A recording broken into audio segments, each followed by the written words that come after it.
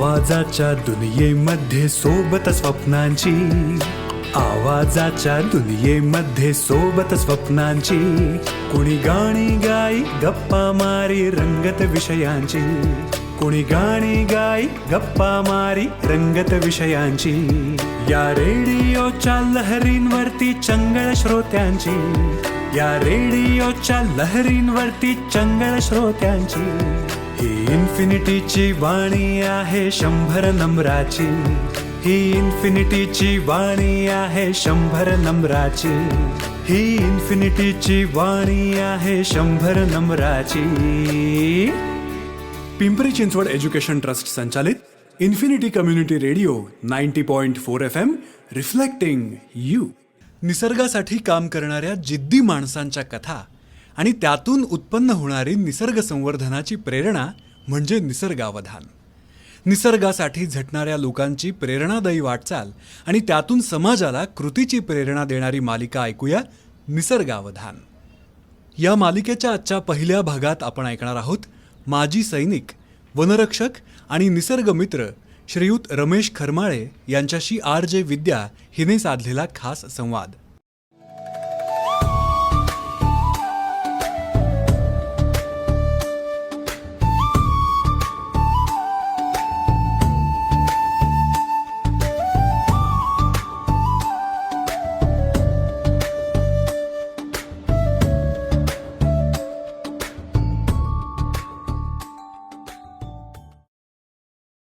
श्रोतेहो नमस्कार. आपण ऐकत आहात PCET's इन्फिनिटी 90.4 FM आणि मी आहे तुमच्यासोबत RJ विद्या. निसर्ग अवधान या आपल्या कार्यक्रमात मी तुमचं अगदी मनापासून स्वागत करते. श्रोतेहो, मुलाखतीचा आजचा दुसरा भाग आहे आणि आपल्यासोबत आहेत पर्यावरण संवर्धनासाठी अहोरात्र झटणारे वनरक्षक, निसर्गमित्र श्री रमेश खरमाळे सर. सर, तुमचं पुन्हा एकदा आपल्या या कार्यक्रमात मी स्वागत करते. श्रोतेहो, पहिल्या भागात आपण त्यांच्या कार्याचा प्रवास जाणून घेतला. आजचा हा दुसरा भाग आहे आणि या भागात आपण खरमाळे सरांच्या भविष्यातील उपक्रमाविषयी जाणून घेणार आहोत. पर्यावरणाची हानी झाल्यास त्याचे परिणाम काय होऊ शकतात आणि सर्वसामान्य नागरिक, तरुण आणि लहान मुलांनी या निसर्ग संवर्धनासाठी नेमकं काय केलं पाहिजे, आपली जबाबदारी काय आहे, याबद्दलच आज आपण खरमाळे सरांचा मोलाचा सल्ला आणि संदेशसुद्धा घेणार आहोत. तर सुरुवात करूया आपल्या मुलाखतीला. सर, आपल्या इन्फिनिटीच्या स्टुडिओमध्ये मी तुमचं अगदी मनापासून स्वागत करते. धन्यवाद. खरमाळे सर, पर्यटन करायला प्रत्येकाला आवडतं, निसर्गाचा आनंद घ्यायला प्रत्येकाला आवडतच असतो. पण ज्यावेळी आपण पर्यटक म्हणून एखाद्या ठिकाणी जातो, हा आनंद ज्यावेळी घेत असतो, पण कुठंतरी त्यावेळी आपण त्या निसर्गाची, त्या पर्यावरणाची काळजीसुद्धा घेतली पाहिजे, ही भावना मनात नक्कीच असायला हवी.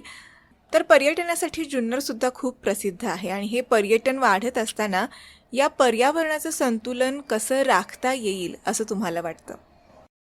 आमचा जुन्नर तालुका महाराष्ट्रामध्ये सगळ्यात पहिल्यांदा पर्यटन तालुका म्हणून घोषित झाला आणि या ठिकाणी अनेक पर्यटन स्थळ आहेत आमच्याकडे. जसं महाराष्ट्रामध्ये 1000 लेणी, त्याच्यापैकी 350 लेणी आमच्या जुन्नरमध्ये आहेत. म्हणजे 5 धरणं आहेत, 7 किल्ले आहेत आमच्याकडे, 350 लेण्या आहेत. त्याच्यानंतर हेमाड शैलीतली 2 मंदिरं आहेत, त्याच्यानंतर अष्टविनायकाची 2 मंदिर आहेत. असा अनेक, जसा नाणेघाट आहे आपण पाहतो, ऐतिहासिक नाणेघाट, असे अनेक स्थळ आहेत आमच्याकडे आणि या ठिकाणी पर्यटक येत असतात. तर मी जी संकल्पना मी तुम्हाला थोड्या वेळापूर्वी जी सांगितली होती की माझा आत्ताचा जो उपक्रम होता लेटेस्ट, की 90 दिवस, गेली 90 दिवस लगातार मी प्रत्येक शाळेवर जाण्याचा प्रयत्न केला आणि मुलांना मार्गदर्शन करण्याचा प्रयत्न केला आणि 579 शाळांना भेट दिल्यात मी गेली 90 दिवसामध्ये. तर माझा एक विषय की मला माझा तालुका हिरवाई नटलेला पाहायचा आहे. माझ्या तालुक्यामध्ये कुठेतरी माझा तालुका प्लास्टिक मुक्त झालेला मला पाहायचा आहे. मग हे माझा प्रयत्न होता की ह्या मुलांना जर ह्याचं महत्व जर सांगितलं की प्लास्टिक पासून काय होतंय, किंवा आपण आता जी सध्या आमच्याकडे जी समस्या भेडसावते बिबट्याची, त्यांना त्या संदर्भात जर मार्गदर्शन केलं तर कदाचित त्या नियमांचं पालन केलं जाईल, हे कुठेतरी हल्ले थांबले जातील. मी प्लास्टिक संदर्भामध्ये तुम्हाला याच्यामध्ये एक सांगेल की प्लास्टिकवर काम करणं फार गरजेचं आहे. जसं जुन्नर तालुक्यातील ऐतिहासिक पर्यटन स्थळे जी आहेत, या ठिकाणी प्लास्टिक मुक्त करण्याचा भरपूर मोठ्या प्रमाणामध्ये मी प्रयत्न केला.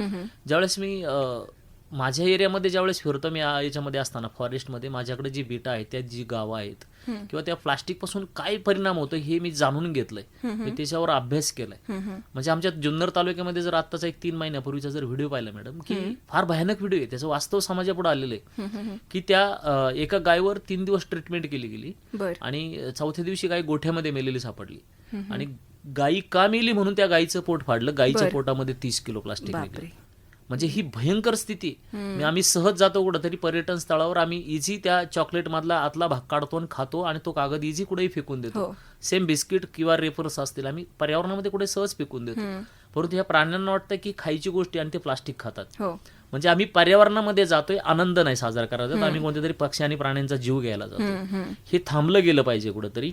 आणि तुम्ही स्वतःच्या पाण्याच्या ज्या बाटल्या घेऊन जाताय त्या कुठं फेकल्या नाही पाहिजेत, त्या परत रिटर्न आपण आणल्या पाहिजे. सेम आहे, कोणताही प्लास्टिक तुम्ही ज्यावेळेस पर्यावरणामध्ये जाता तो रिटर्न घेऊन आलं पाहिजे. जेवढ्या आनंदाने जाताय घेऊन, तेवढ्याच आनंदाने घेऊन आलं पाहिजे, अन्यथा आपल्याकडून ही बळे जातील. मगाशी मी सांगितलं की पक्षी आणि प्राणी फक्त झाडे लावतात, कुठंतरी बिया खातात, फळे खातात, बिया पोटात जातात आणि त्या ठिकाणी बसून ते विष्ठा टाकतायत आणि म्हणून ती झाडे त्या ठिकाणाहून उगतात. जसं खारुताईचं आपण पाहतोय की फळ कुठून तरी आणते बिचारी, खाते खाते पोट भरलं का खड्डा घेते, त्या ठिकाणी गाडून टाकते, पाऊस पडतो आणि त्या फळात गाडलेल्या फळातील बिया रुजतात आणि ते झाडे उगवतात. ही सगळी किमया या पशुपक्ष्यांची. आज या पशुपक्ष्यांना आपण ज्या जागा राहिल्या दिल्या तिथं सुद्धा आपण अतिक्रमण चालवले, आपण त्या ठिकाणी आगी लावतोय. या पक्ष्यांचं प्राण्यांचं जीवन धोक्यात नाहीत, हे आपलं जीवन धोक्यात येते, कारण झाडे खऱ्या अर्थाने ते लावतात. आणि मगाशी बोलता बोलता मी सांगितलं की माणूस फक्त पैशाचं झाड लावतोय.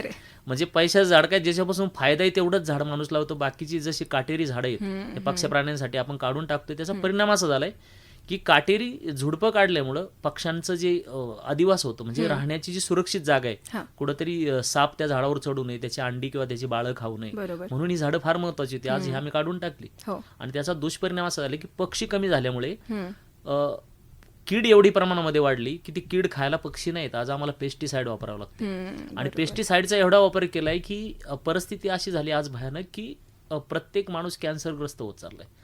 हे कारण काय झाले की आम्ही पक्ष्यांचा अभ्यास केलेला नाही, कारण पक्षी हे फक्त कीडच वेचून खातात आणि कीड जर झाली तर आम्हाला पेस्टिसाइड वापरावं लागते आणि त्या पक्ष्यांना हवी असणारी झाडं आम्ही तोडून टाकली. म्हणजे हे कुठंतरी आपण पाहिलं पाहिजे की हे याचं लक्ष आपण वेधून घेतलं पाहिजे अशा गोष्टीकडे की हे फार महत्वाचं, हे तोडलं नाही पाहिजे आणि त्यासाठी हा फायदा आहे. जसं मी मागे सांगितलं तुम्हाला की आपण म्हणतोय की झाड आम्हाला ऑक्सिजन देतं, झाड आम्हाला काय देतं, ऑक्सिजन देतं, आणि झाडाने ऑक्सिजन नाही दिला तर आपण म्हणतो आम्ही मरून जाऊ, आणि लास्टला ते झाड तोडतंय कोण, माणूसच तोडतंय. म्हणजे आम्हाला खरंच मरणाची भीती आहे का? मी दुसरंही हे सांगत असतो की सांगताना समजा तुम्ही जर एखाद्या शेतामध्ये भाजी केली आणि त्या भाजीवर जर रोग आला, मावासारखा रोग आला किंवा कीटक आले त्याच्यावर पडले, तुम्ही काय करता? ते म्हणता आम्ही त्याच्यावर पेस्टिसाइड मारतो. म्हणलं पेस्टिसाइड जी आणली ती जर आपण खाल्ली तर लोक म्हणतात आम्ही मरून जाऊ. म्हणलं ते टाकतोय कशावर? भाजीवर. म्हणलं ती भाजी कोण खाते? आपण. म्हणलं आपल्यालाच कळलं नाही की आपणच आपला जीव धोक्यामध्ये आणलाय. म्हणून ह्या गोष्टींचं निरीक्षण होणं फार गरजेचं आहे आणि त्याच्यावर काम करणं फार गरजेचं आहे मॅडम. श्रोते हो, मला इथं नक्कीच असं म्हणावंसं वाटतं की माणसानं किमान या बाबतीत तरी स्वार्थी असायला पाहिजे. कशा अर्थानं? कारण आपण जर झाडं लावली आणि आहेत ती झाडं जगवली तर अर्थातच हवा शुद्ध राहणार आहे. नैसर्गिक पद्धतीनं भाजी पिकवलेली खाल्ली तर आपलं आरोग्य उत्तम राहील. प्लास्टिकचा वापर आपण जितक्या कमी प्रमाणात करू तितक्या कमी प्रमाणात केला तर अर्थातच या प्लास्टिकमुळे होणारे जे काही दुष्परिणाम आहेत ते आपल्या शरीरावरचे ते थांबतील आणि एकंदरीतच जशी पूर्वीची माणसं जगत होती तशीच सुखा समाधानानं आनंदानं मोकळा श्वास घेत आपण जगू. खरमाळे सर, मला एक विचारावंसं वाटतं की शहरात राहणारी संख्या सुद्धा खूप मोठी आहे आणि शहराच्या ठिकाणी मोठमोठ्या बिल्डिंग्ज आहेत, जमीन आपल्याला पाहायला मिळत नाही जास्त, पण आम्हाला सुद्धा झाडं जगवायची आहेत, आम्हाला सुद्धा पर्यावरणासाठी काहीतरी करायचं आहे, पण काय करावं हे कळत नाही आहे. तर आपल्या अशा श्रोत्यांना तुम्ही काय सांगाल? मी हेच सांगेल की असं होऊ शकत नाही की शहरातला असून तुम्ही झाडं लावू शकत नाहीत. म्हणजे तुम्हाला रस्ते मोकळे असेल तर त्या ठिकाणी झाडं लावू शकतात. अगदी रस्ते मोकळे नसेल किंवा परिसर कुठला मोकळा नसेल तर तुम्ही तुमच्या गॅलरीमध्ये झाडे लावू शकताय. झाडं म्हणजे फार मोठ्याला लावायची आवश्यकता नाही. तुम्ही फक्त एक संकल्पना करायची की अगदी शोचं झाड जरी असेल आपल्या गॅलरीमध्ये लागलं पाहिजे. ज्या गॅलरीमध्ये अशी कोणतीही झाडं लावा की त्या ठिकाणी हिरवळ फुले. कारण हिरवळीचा अर्थ असा आहे की वातावरणामधले जो असणारा कार्बन खेचायचं काम ही झाडं करतात किंवा हिरवळ करत असते. आणि जेवढा कार्बन कमी होत जाईल तेवढा आपल्याला धुण्यासाठी मदत होईल. म्हणजे प्रत्येक शहरातील प्रत्येक बिल्डिंग जर हिरवी जरी झाली किंवा प्रत्येकाची टेरिस गार्डन जरी हिरवी जरी केली तर त्यापासून फार मोठा फायदा होईल आणि हवेतला कार्बन जास्त प्रमाणामध्ये खेचला जाईल. त्याच्यापासून माणसाला कुठेतरी चांगल्या प्रकारचा श्वास घेता येईल. प्लास्टिक आपल्याकडे भरपूर प्रमाणामध्ये, ते प्लास्टिक इतरत्र कुठेही नका फेकू. जशा गाड्या येतात आपल्या नगरपालिकेच्या गाड्या येतात, कचऱ्याच्या गाड्या येतात, रस्त्यावर पडलेलं प्लास्टिक तुम्ही गोळा करू शकताय. म्हणजे असं बराचसा भाग आहे. या ठिकाणी आपल्या जे अन्न वाचतंय, शिळा अन्न जे वाचतंय ते प्लास्टिकच्या बॅगमध्ये टाकून कुठं रस्त्यावर नका टाकू. कारण आज शहराला सुरुवात झाली की आपण पाहतो रस्त्याच्या कडेला कुठेतरी प्लास्टिक पडलेलं दिसते. हे जरी वाचवलं तरी पर्यावरणाचं फार मोठं काम आपल्याकडून होईल. सगळ्यात बेस्ट सांगण्याचा उद्देश आहे की तुम्हाला झाडं लावायला तुमचं टेरिस आहे, तुमच्या बाल्कनीच, अगदी घरामध्ये सुद्धा शोची झाडं लावली जातात हिरवी, म्हणजे प्लास्टिकची नाही, ओरिजिनल झाडं. तर हे जगवलं तरी फार मोठं पर्यावरणाला याच्या माध्यमातून आपला फायदा होईल. अगदीच खरं आहे सर. तुम्ही म्हणालात तसं प्रत्येकाच्या घरामध्ये गॅलरी असते आणि ही गॅलरी जर आपण झाडांनी फुलांनी जर बहरली तर नक्कीच याचा फायदा आपल्याला आणि अर्थात पर्यावरणाला होऊच शकतो. त्यामुळे मला वाटतं श्रोत्यांनी हे पाऊल उचलायला काहीच हरकत नाही आहे. बऱ्याच जणांच्या गॅलऱ्या फुललेल्या सुद्धा असतील. आणि सगळ्यात महत्त्वाचं म्हणजे की प्लास्टिकचा जितका वापर कमी करता येईल तितका कमी वापर करणं, प्रदूषण कमी करणं हे आपल्या हातात आहे आणि ते नक्कीच आपण करू शकतो. सर, तुम्ही शिवकालीन टाक्या आणि बारवा यांचं संशोधन आणि संवर्धनसुद्धा करता आहात. तर हे संशोधन करत असताना तुम्हाला अशा महत्त्वाच्या कुठल्या गोष्टी लक्षात आल्या? साधारणतः ज्यावेळेस गडकोट किल्ल्यांना फिरतो तर गडकोट किल्ल्यांना आपल्याला वेगवेगळ्या प्रकारच्या टाक्या पाहायला मिळतात पाण्याच्या. तर ठीक आहे, आपल्याला त्या ठिकाणी ज्या पाण्याच्या टाक्या ज्या आहेत त्या माणसांसाठी केलेल्या सुविधा आहेत त्यावेळेस पिण्याच्या पाण्यासाठी. परंतु जर हटके जर याचा आपण जर एक वेगळा विचार केला, जवळपास मी जुन्नरमधील एक 18 ते 19 डोंगर रांगेंवर अशा वेगळ्या ठिकाणी पाण्याच्या टाक्या पाहिल्यात, प्रत्यक्षात पाहिल्यात. ह्या ज्या टाक्या खोदण्याच्या पाठीमागचं मुख्य कारण असं असावं की उन्हाळ्यामध्ये प्राण्यांना पिण्याच्या पाण्याची सुविधा केल्या असाव्यात किंवा आपण आणि त्यांच्या पाण्यासाठी सुद्धा त्या सुविधा केल्या असतील. असे अनेक संदर्भ त्याच्यामध्ये आपण घेऊ शकतो. बरोबर. परंतु जसं बारवांचं मी बोलता बोलता आपण जे मी बोललो मगाशी की बारवा का महत्वाचे आहेत, जसं आपण पाहतो की बारव संवर्धनासाठी फार मोठी आता मोहीम राबवली जाते की ह्या बारवांचा मुख्य उद्देश काय होता. ज्यावेळेस ह्या जुन्या घाटवाटा असतील किंवा जे जुने जे आपले ट्रेड रूट असतील त्याच्यावर ह्या बारवा खोदलेल्या पाहायला मिळतात, म्हणजे पायऱ्यांच्या बारवा पाहायला मिळतात. म्हणजे दिवसभर येणारा माणूस त्याच्यात उतरून सहज पाणी पिऊ शकतो. परंतु दिवसभर तहानेने व्याकुळ झालेला पक्षी किंवा प्राणी हा संध्याकाळी माणसं झोपल्यानंतर रात्री त्या पायऱ्यांनी उतरून पाणी त्याची तहान भागवली जाऊ शकते. म्हणजे हे विजन पूर्वीच्या लोकांना होतं. आज आपण पाहतोय की एखादा प्राणी विहिरीत पडला तर रेस्क्यू करावा लागतो. पूर्वीच्या काळी त्याच बारवेमध्ये जर एखादा प्राणी पडला तर त्याच पायरीने तो वर इझी जाऊ शकतो. म्हणजे जे आत्ताच आपण बारवा आपल्याला विहिरीत प्राणी पडतात म्हणून बंदिस्त करावे लागतात. कदाचित जर बारवांना जर पायऱ्या ठेवल्या किंवा आपल्या विहिरींना जर पायऱ्या आज ठेवल्या तर आपल्याला त्याचा फार मोठा फायदा होईल. म्हणजे प्राण्यांसाठी विचार करणारी जी माणसं होती ती पूर्वीची होती जी 100 वर्ष जगायची. खरं. एखादा जीव वाचवण्यासाठी स्वतःचा जीव धोक्यात घालणं ही सुद्धा एक प्रकारची देशसेवाच आहे. सर, तुम्ही प्राण्यांचे रेस्क्यू करता, तर हे रेस्क्यू करत असताना तुम्हाला नेमके कोणते धोके पत्करावे लागतात आणि एखादा असा प्रसंग आहे का की तो लक्षात राहिलाय? प्राण्यांचे रेस्क्यू अनेक केलेत मी आतापर्यंत. प्राण्यांचे जवळपास एक 50-60 बिबट्या लेपर्डचे रेस्क्यू केलेत. त्याच्यामध्ये वेगवेगळे प्राणी आहेत. त्याच्यामध्ये वानर असेल, तरस असेल, सांबर असेल, भेकर असेल, अशा अनेक वेगवेगळ्या प्राण्यांचे आम्ही रेस्क्यूज केले. प्राणी वाचवणं हा मुख्य म्हणजे आमचा तो उद्देशच आहे. म्हणजे ज्यावेळेस फॉरेस्ट डिपार्टमेंटमध्ये काम करतो किंवा वन विभागामध्ये काम करत असताना हे प्राणी आणि ही झाडे म्हणजे वन्यजीव वाचवणे फार महत्वाचे. आणि याच्यातला एक भाग सांगेल की एक रेस्क्यू सांगेल मी तुम्हाला की आपण म्हणतो की प्राणी आमच्यावर हल्ला करतोय, परंतु आमच्या ठिकाणी एक रेस्क्यू सांगेल की काठापूर सारखे गावामध्ये ज्यावेळेस पिंजरा लावला होता बिबट्यासाठी आणि त्याच्यामध्ये संध्याकाळच्या वेळेस मोठा लेपड पाडण्याऐवजी त्याचं क्यूब म्हणजे बारकं पिल्लू पडलं आणि त्याची आई त्या पिंजऱ्यावर येऊन बसली. आणि तो रेस्क्यू आमचा रात्री 3 वाजेपर्यंत चालला होता.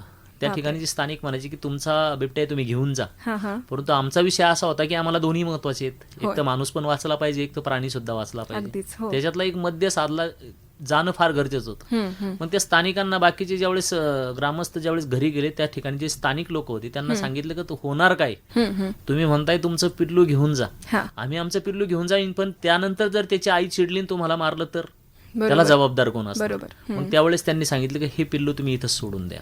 बर.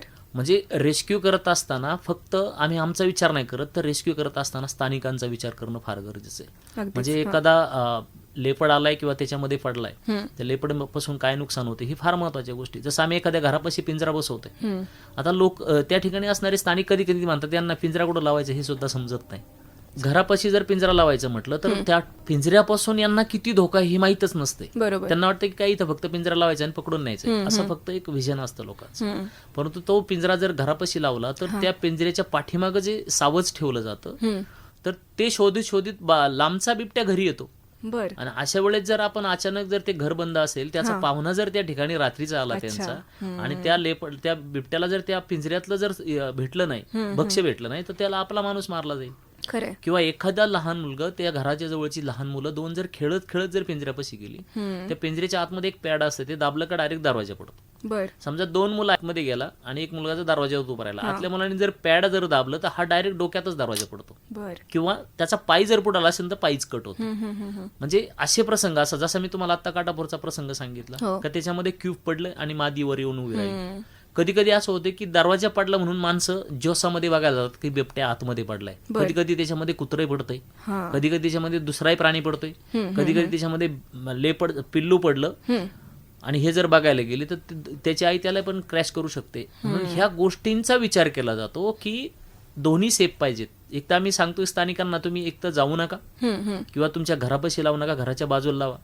म्हणजे हे रेस्क्यू करताना ह्या गोष्टी फार महत्वाच्या आहेत की एखाद्या प्राण्याचा रेस्क्यू करायचा किंवा त्याला पकडायचंय तर त्याला लागणारे ज्या गोष्टी आहेत त्या घरापासून किती अंतरावर असाव्यात. परंतु स्थानिकांना ह्या गोष्टी माहीत नसतात आणि त्याच्यापासून फार मोठा उद्रेक होतो. तर मी स्थानिकांना विनंती करेन की ह्या गोष्टी सगळ्या तुमच्या फायद्यासाठी, म्हणजे तुमच्या सुरक्षेसाठीच ह्या उपाययोजना केल्या जात आहेत. म्हणून ह्या गोष्टी जाणून घेणं फार गरजेचं, त्या जाणून घ्याव्यात असं मला सांगावंसं वाटतं या माध्यमात. अगदी खरं आहे. मला वाटतं निसर्गाचा समतोल राखण्यासाठी हे वन्य प्राणी किंवा हे वन्यजीव खूप महत्त्वाची भूमिका बजावत असतात. आणि आपण जंगल कमी केलं म्हणून हे प्राणी शहरात आले किंवा आपण त्यांची जागा घेतली असं म्हणायला काहीच हरकत नाही आहे. त्यामुळे जंगल वाचलं पाहिजे. या जंगलातील कीटक असतील किंवा वन्य प्राणी असतील, झाडं असतील, यांना अजून एक धोका असतो, तो म्हणजे या जंगलामध्ये लागणाऱ्या वणव्यांचा. तर हे असंख्य जीव वाचले पाहिजेत आणि लागणारे वणवे कुठेतरी आटोक्यात आले पाहिजेत. तर यासाठी प्रतिबंधात्मक उपाय म्हणून आपण काय करता? आता वनवे लागू नाही म्हणून फायरलाईन काढले जातात. म्हणजे महाराष्ट्र वन विभागामार्फत फायरलाईन काढल्या जातात. पण कधी कधी असं होतं की ह्या फायरलाईन काढल्यानंतर सुद्धा वन आतमध्ये लागतात. म्हणजे 2014 पासून एक मशीन खरेदी केलं होतं की आगच न लावता डायरेक्ट लाईन काढता येतील का. पण त्यासाठी फार कष्ट लागतं, दिवसभर ते ग्रास कट करावं लागते. पण त्याचा एक फायदा होतो की ज्या ठिकाणी मोठ्या प्रमाणामध्ये गवत वाढले त्या ठिकाणी जर फायर लाईन काढायचं म्हटलं की ती जर थोडाशी वाऱ्याची झुळूक आली तर अख्खा डोंगर जाळून जातो कधी कधी, कारण ते आवरत नाही.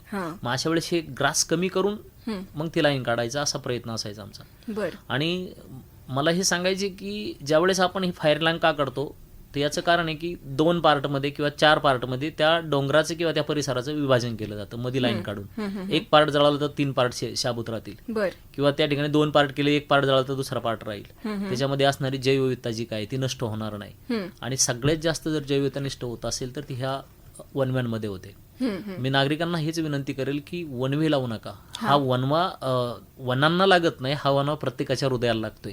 कारण त्या ठिकाणापासून तुम्हाला ऑक्सिजनची कुठेतरी निर्मिती होत असते. थोड्याशा गवतापायी तुम्ही अख्ख्या लोकांचं जीवन धोक्यामध्ये आणू शकत नाही. वनव्यापासून तुम्ही अजून कार्बन निर्माण करताय. वनव्यापासून आपला पहिल्याच माणसाचा दम आज घुटतोय, ऑक्सिजन भेटत नाहीये, कमतरता आहे ऑक्सिजनची. आणि पर्यावरणाला आपल्याला वेळोवेळी जाणीव करून देते की ऑक्सिजनची किंमत काय. 2019ला आपल्याला कळालं ते की ज्यावेळेस कोरोना आला. तर हे फार महत्वाचं आहे. सगळ्यात जास्त आजार आपल्याला आपल्या ह्या हवेतून होत असतात की आपल्याला ऑक्सिजनची जर कमतरता जर झाली तर त्याच्यापासून अनेक प्रकारच्या अटॅकचे प्रमाण वाढत आहेत. आज आपण पाहतोय 4 वर्षाच्या पोराला अटॅक येतोय आज, कारण हवेमध्ये वाढतं कार्बन आणि आमच्या हृदयाला ते कुठेतरी त्या हवेमधला ऑक्सिजन शोषून घ्यावा लागतो. परिणाम आमचं हृदय 4 पट काम करतंय आणि अटॅकचं प्रमाण वाढत चाललंय. हे जर थांबवायचं असेल तर वनवे थांबवणे फार गरजेचं आहे. आम्ही अमेझॉन सारख्या जंगलाला जगाचं फुफ्फुस म्हणतोय, कारण माणसाचं फुफ्फुस या जंगलावरच आधारित आहे. तिथून निर्माण होणारा ऑक्सिजन आहे. हा ऑक्सिजन नाही भेटला तर आपलं हृदय असंच काळं होणार आणि एक दिवस आपण असेच जाणार. मानव नावाचा जर प्राणी टिकवायचा असेल जंगलं टिकवण्याशिवाय पर्याय नाही, कारण हवेतला कार्बन फक्त प्रकाश संश्लेषण क्रियेमध्ये झाडच घेऊ शकतात. माणूस कार्बन कमी करू शकत नाही, फक्त ही झाडच कार्बन कमी करू शकतात. सर, आता माझा शेवटचा आणि सगळ्यात महत्त्वाचा प्रश्न असा आहे की आज आपण या मुलाखतीच्या माध्यमातून तुमचं कार्य ऐकलं, ते सर्वांपर्यंत पोहोचलं. या कार्यातून प्रेरणा घेऊन जर आज आपल्या श्रोत्यांना वाटत असेल की मलासुद्धा फूल न फुलाची पाकळी या निसर्गासाठी करायचं आहे, मलासुद्धा निसर्गसेवा करायची आहे, तर अशा श्रोत्यांना तुम्ही काय सांगाल? मी जवळपास अनेक जिल्ह्यांमध्ये जाऊन पर्यावरण संवर्धनाविषयी लेक्चर दिले. मी प्रत्येक शाळेवर NSSची मुलं असतील किंवा NSSची मुलं असतील त्यांच्यावर व्याख्यानं देतोय. माझा नंबर तर सोपाच आहे मॅडम, 83908370 नंबर आहे, कारण सहज कुणालाही उपलब्ध व्हावं. अनेक ठिकाणी बिया द्यायचं काम करतो मी. बीज कलेक्शन करत असतो, सीड्स कलेक्शन करत असतो. अनेक जिल्ह्यामध्ये आतापर्यंत मी सीड्स पाठवलेले आहेत विना खर्च, मी माझ्या खर्चाने पाठवले. तर माझ्या मते असं मला वाटतं की प्रत्येक जिल्ह्यातील लोकांनी सीड्स कलेक्शन करावं. प्रत्येक व्यक्तीने करावं, ते कुठंतरी मोकळ्या जागेमध्ये टाकावं. अगदी तुमची जागा नसेल तरी चालेल, ती जेवढे दिवस पडून राहील तेवढे दिवस त्याच्यातलं ते उगवलं तर कमीत कमी तिथे हिरवळ तयार होईल आणि त्या माध्यमातून कुठेतरी फायदा होईल. मी मार्गदर्शन जर कोणाला हवं असेल तर निश्चितच मी मार्गदर्शन 100% करेल. परंतु मी माझ्याकडे कामाला जसं कोणाला बोलवत नाही तसं तुमच्याकडे तुम्ही कामाला बोलवता, स्वतःहून काम करा आणि त्याचा फायदा घ्या, असं मला सांगावंसं वाटते. शास्त्रोक्त पद्धतीने जर काम केलं तर त्याचा फार मोठा इम्पॅक्ट आहे, त्याचा फार भविष्यासाठी फायदा आहे. म्हणून तुम्ही जर ज्या ठिकाणी काम करत असाल तर त्या ठिकाणी अशा व्यक्तींकडून किंवा आपण स्वतःहून शास्त्रोक्त पद्धतीनेच काम करा, जेणेकरून तुम्ही जो श्रम करताय त्या श्रमाचा अपव्यय जाणार नाही, म्हणजे ते श्रम वायाला जाणार नाही, असं या माध्यमातून सांगावं. खरंच खूप छान सुंदर मार्गदर्शन केलेलं आहे तुम्ही आज. श्रोते हो, आज आपण रमेश खरमाळे यांच्याबद्दल ऐकलं, पण ही फक्त एका व्यक्तीची गोष्ट नाही आहे, तर आपल्या सगळ्यांची जबाबदारी आहे. आणि आपण एक सुजाण नागरिक आहोत, तर आपण काय केलं पाहिजे याची जाणीव ही प्रत्येकालाच असली पाहिजे. आज काय शिकलो आपण या मुलाखतीतून? तर एक छोटंसं पाऊल, एक छोटासा निर्णयसुद्धा बराच मोठा बदल घडवू शकतो. आणि त्यासाठी आपण काय केलं पाहिजे? तर कमीत कमी आपल्या वाढदिवसादिवशी आपण एक झाड जरी लावलं आणि त्याची काळजी आपण मनापासून घेतली तर हे सुद्धा आपल्याला समाधान देणारं असंच आहे.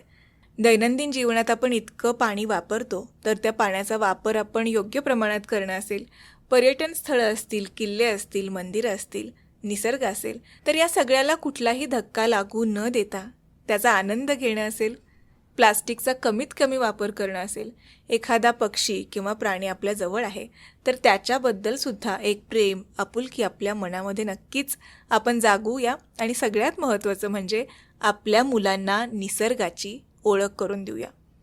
श्रोते हो, मोठं काम करण्याची गरज नाही आहे.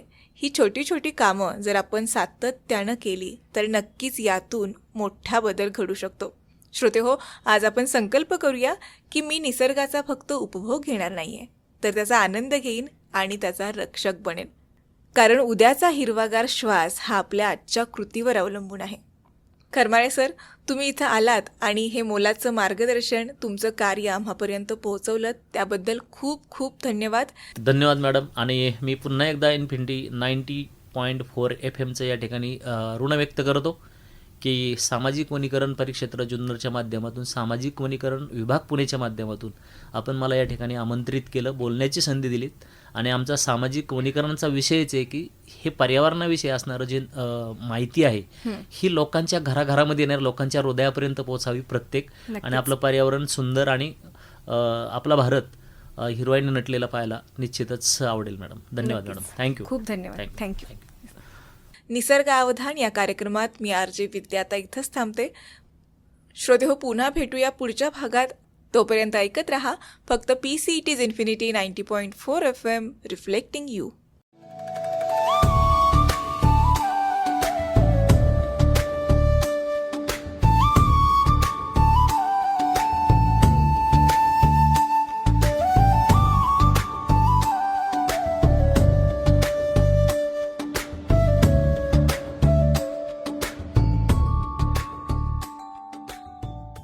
निसर्गावधान या मालिकेच्या आजच्या पहिल्या भागात आपण ऐकलात माजी सैनिक, वनरक्षक आणि निसर्गमित्र श्रीयुत रमेश खरमाळे यांच्याशी RJ विद्या हिने साधलेला संवाद.